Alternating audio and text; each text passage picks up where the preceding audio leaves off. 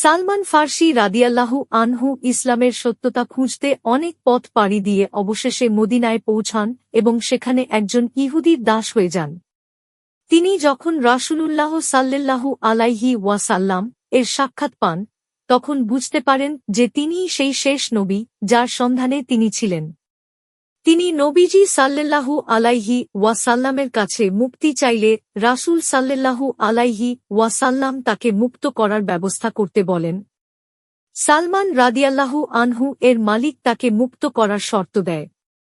৩০০টি খেজুর গাছ রোপণ করতে হবে এবং এগুলো বড় হয়ে ফল দিতে হবে। ৪০ উকিয়া প্রায় ১.৭ কেজি স্বর্ণ দিতে হবে। রাসূল সাল্লাল্লাহু আলাইহি ওয়াসাল্লাম সাহাবীদের ডেকে বললেন, তোমরা ভাইকে সাহায্য করো।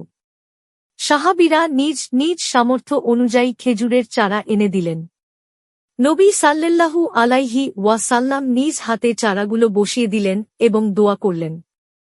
অলৌকিকভাবে সব গাছ দ্রুত বেড়ে উঠল এবং ফল ধরল।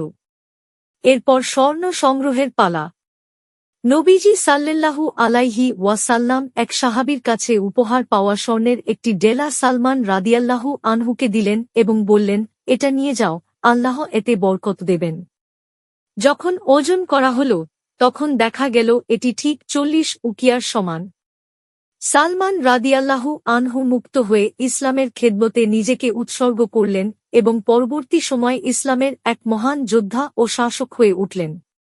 এই গল্প আমাদের শেখায় যে আল্লাহর পথে সত্যের সন্ধান করলে আল্লাহ অবশ্যই সাহায্য করেন।